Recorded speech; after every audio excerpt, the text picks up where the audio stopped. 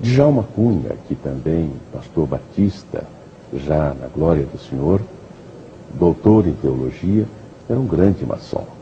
Em nenhum momento eu senti qualquer conflito na fé e no exercício do pastorado do pastor Djalma Cunha, que foi pastor da Igreja Batista de Vila Pompeia, e a sua condição de maçom.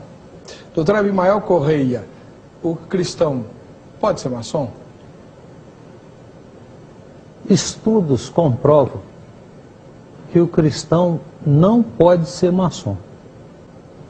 Na verdade, a maçonaria passou muito tempo sem se abrir. E aqui, vale a pena a gente lembrar de Jesus Cristo, porque ele disse que nada ficaria encoberto. Doutor João Batista Oliveira, o senhor é grau 33, na loja do Grande Oriente. Grande Oriente de São Paulo, federado ao Grande Oriente do Brasil. Tá bem. Doutor Abimael, o senhor alcançou qual grau na loja? 33.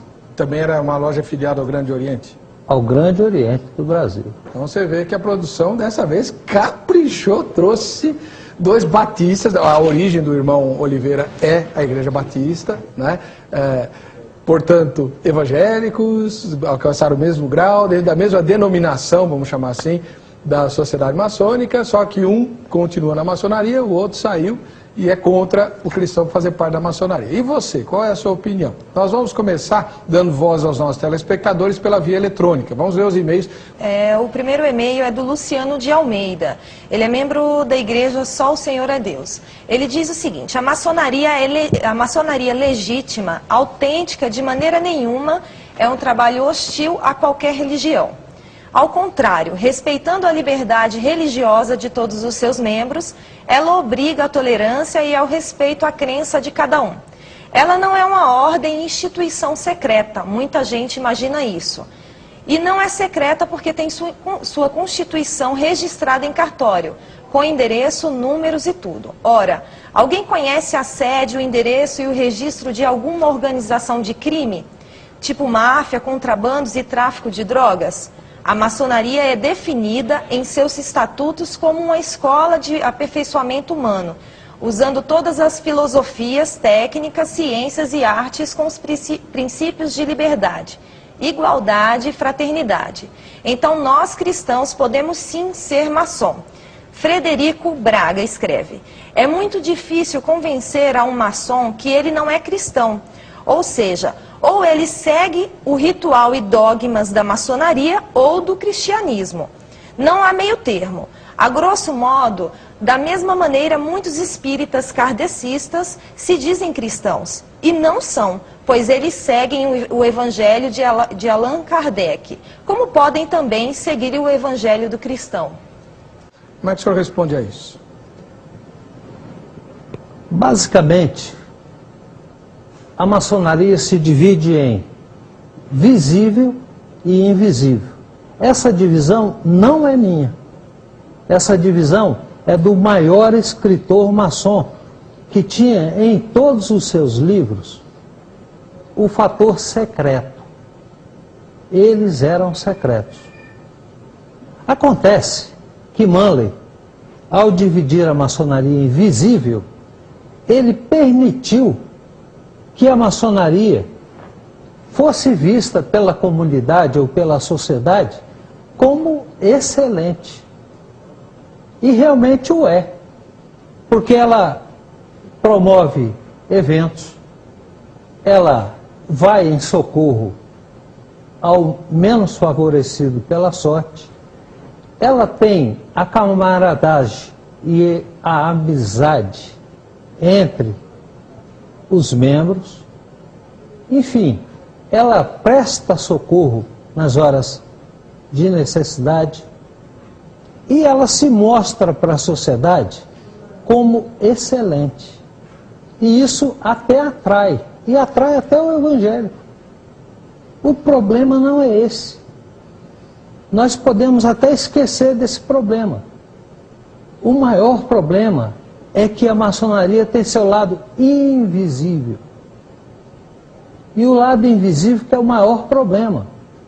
Porque está atrelada à maçonaria a várias sociedades secretas, a Igreja Católica, com objetivos muito bem claros e definidos. Esse que é o problema. O lado visível atrai, mas o lado invisível afasta e ordena o cristão. Um desses com objetivos? certeza. O primeiro livro é do Papa da Maçonaria, com um agravante. A Igreja Católica troca de Papa de vez em quando. A maçonaria só tem um, Alberto Pike. Esse livro chamado Moral e Dogmas, que é a Bíblia da maçonaria, esse livro tem instruções que são atreladas ao feiticismo, são atreladas ao ocultismo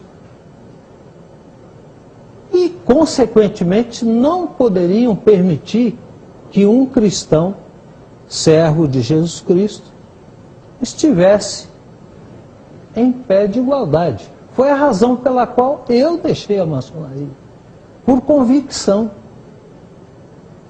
Muito bem, muito obrigado. Doutor J.B. Oliveira, Sim. O outro e-mail dizia que é muito difícil convencer um cristão maçom de que ele está servindo a um Deus diferente. E pelo que o doutor Abimael disse, parece que há rituais lá que dão força para esse argumento. Como é que o senhor se posiciona em relação a isso?